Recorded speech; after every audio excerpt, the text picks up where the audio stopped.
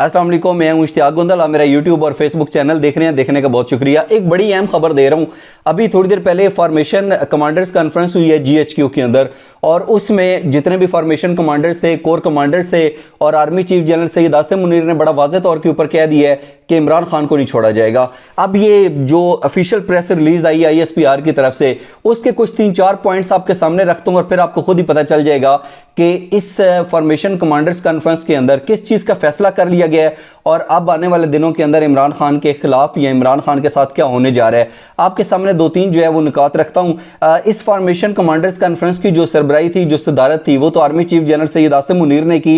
लेकिन इसमें core commanders जो थे वो भी शामिल थे, फॉर्मेशन कमांडर्स भी शामिल थे, और इसके अलावा जो है पाक फौज के जो प्रिंसिपल स्टाफ ऑफिसर्स हैं वो भी इसके अंदर शामिल थे। इसके दो मुख्तलिफ पहलू हैं जिसके ऊपर बात करनी है। एक तो यह है कि जो फोरम था, यानी कि जो शिरका थे जिन्होंने इस फोरम के अंदर अपनी शिरकत की, उन्होंने क्या कहा और उसके पेश नज़र क्या अंदाज़ा लगाया जा सकता है या क्या बात की जा सकती है कि आने वाले दिनों में क्या होगा। और फिर इन तमाम तर गुफ्तगू के बाद army chief general Syed Asim Munir ने किस तरह के बयान दिए जिसके पेश नज़र ये कहा जा सकता है कि अब पाकिस्तान तहरीक इंसाफ और चेयरमैन PTI के खिलाफ जो है वो मजीद घेरा तंग होने जा रहा है। उसके वाले से 3-4 चीज़ें आपके सामने रखना चाहता हूं। एक तो फॉर्मेशन कमांडर्स कॉन्फ्रेंस के शिरका ने यौम स्याह सानिया 9 मई के वाक़यात की सख्त तरीन मज़म्मत की, और ये हम देखते हैं कि पिछले कुछ दिनों से हो रहा है। और सिर्फ उन्होंने नहीं बल्कि तमाम तर जो पाकिस्तानी है वो इस चीज़ की वाकई मज़म्मत कर रहे हैं कि जो कुछ 9 मई को हुआ वो नहीं होना चाहिए था। लेकिन अभी हम बात करते हैं कि इसके अंदर जो फोरम के अंदर जिन अफसरान ने शिरकत की, उन्होंने किस अज़म का इजहार किया और फिर आर्मी चीफ ने क्या कहा है। जो शिरका के इसके अंदर थे, उनका एक बड़ा वाज़ेह तौर के ऊपर मैं आपके सामने वर्ड टू वर्ड लफ्ज़ ब लफ्ज़ चीज़ें सामने रख रहा हूँ। उन्होंने कहा कि मज़मूम मकासद के असूल के लिए रियासत और रियासती इदारों के खिलाफ नफरत परवान चढ़ाने और मुल्क में अफरा तफरी फैलाने वालों के खिलाफ घेरा तंग करने की ज़रूरत पर उन्होंने जोर दिया है। और अगर हम देखा जाए तो 9 मई को क्योंकि इमरान खान के साथ जोड़ा जाता है, पाकिस्तान तहरीक इंसाफ के साथ जोड़ा जाता है, तो अब ये फॉर्मेशन जो कमांडर्स कॉन्फ्रेंस थी, इसके अंदर जो फॉर्मेशन कमांडर्स थे यानी कि जो ब्रिगेडियर्स थे, और इसके साथ साथ देखा जाए तो जो कोर कमांडर्स थे, उन्होंने बड़ा वाज़ेह तौर के ऊपर कह दिया है कि अब जो है वो जिन्होंने मुल्क के अंदर अफरा तफरी फैलाई उनके खिलाफ जो है मजीद गिरा तंग किया जाएगा। इसके साथ साथ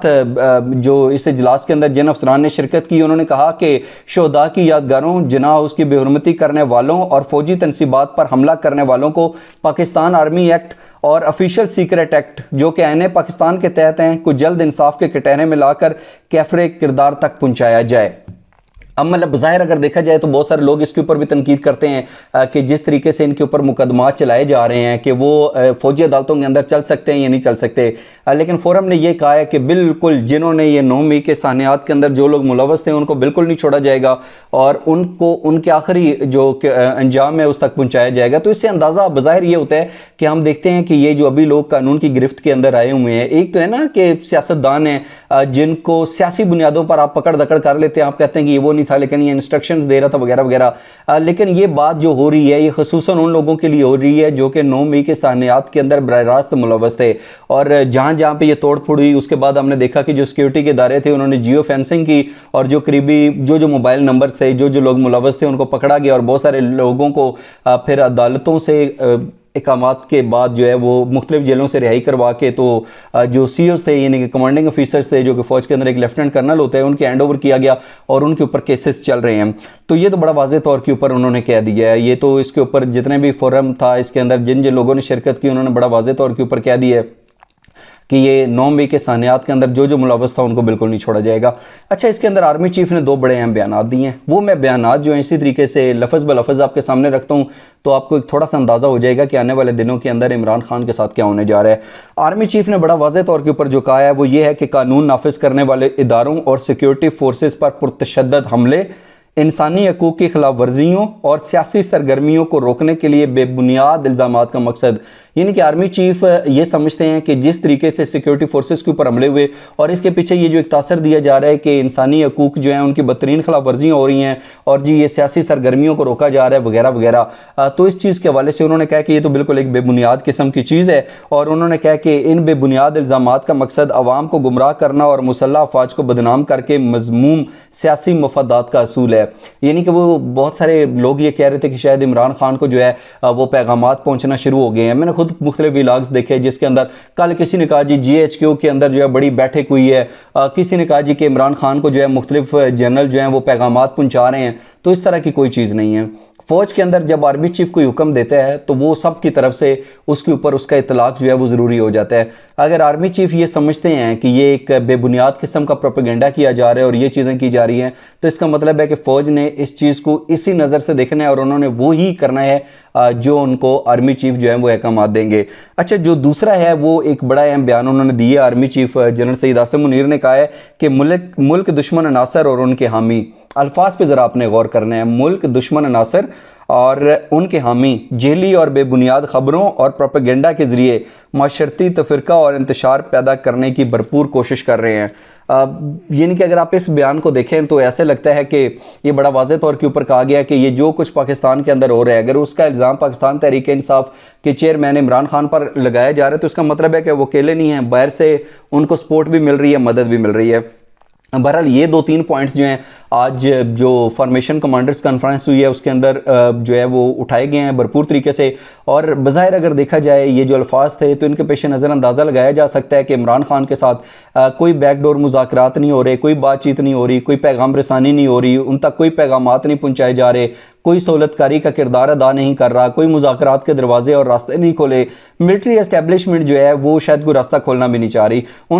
उनका ये सब का ख्याल है कि 9 मई को जो अफसोसनाक सानियात हुए हैं इसके बाद बातचीत या मुज़ाकरात को सवाल ही पैदा नहीं होता। मतलब इन चीज़ों के ऊपर जो है वो आप कंप्रोमाइज़ नहीं कर सकते। उनका ये ख्याल है कि ये जिन्होंने किया है उनके खिलाफ तो सख्ती से निपटा जाएगा और निपटा जा भी रहा है। उनको मतलब कि अगर मिसाल के तौर पे वो सिविल अदालतों के अंदर पेश हुए हैं और सिविल अदालतों ने उसकी समाअत शुरू की है और उनको मुख्तलिफ जेलों में पहुंचा दिया है,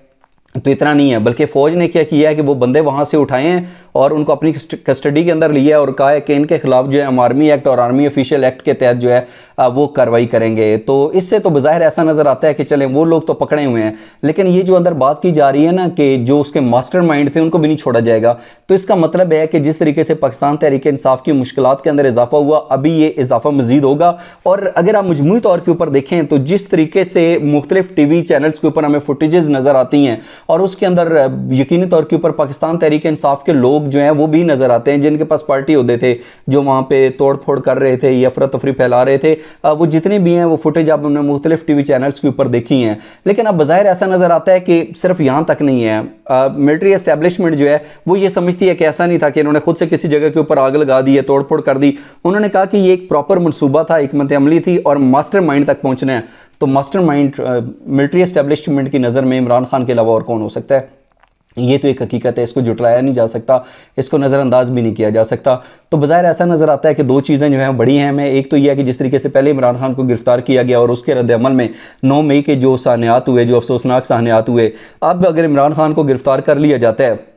तो अब लोग इस हद तक खौफ के अंदर मुब्तला हैं कि इमरान खान की सपोर्ट या हमायत में कोई नहीं निकलेगा, कि उनको पता है कि अगर हम निकले तो हमारे खिलाफ किस तरीके से जो है वो कार्रवाइयाँ होंगी। और दूसरी बात यह है कि अगर मास्टरमाइंड का मतलब है तो अब अगर इमरान खान के हवाले से अगर वो इसके अंदर मुलव्वस होते हैं, ये कुछ चीज़ें मिलती हैं, तो इसका मतलब यह है कि इमरान खान जो है आने वाले दिनों के अंदर मज़ीद मुश्किलात का शिकार हो सकते हैं। और बज़ाहिर ये बात बड़े यकीन के साथ की जा सकती है क्योंकि जो वफाकी वज़ीर दाखिला राना सनाउल्लाह वो भी और वज़ीर दिफा ख्वाजा मोहम्मद आसिफ ने भी बड़ा वाज़ेह तौर के ऊपर कहा है कि इमरान खान के खिलाफ जो है वो मिलिट्री एक्ट और मिलिट्री ऑफिशियल एक्ट जो है उसके तहत मुकदमात बनाए जा सकते हैं और उनका जो मुकदमा है फौजी अदालतों के अंदर चलाया जा सकता है। तो इसका मतलब है कि फ़िलहाल राइट नो अभी जब हम बैठे हैं तो ये बात कर रहे हैं तो ये बात यकीन के साथ कही जा सकती है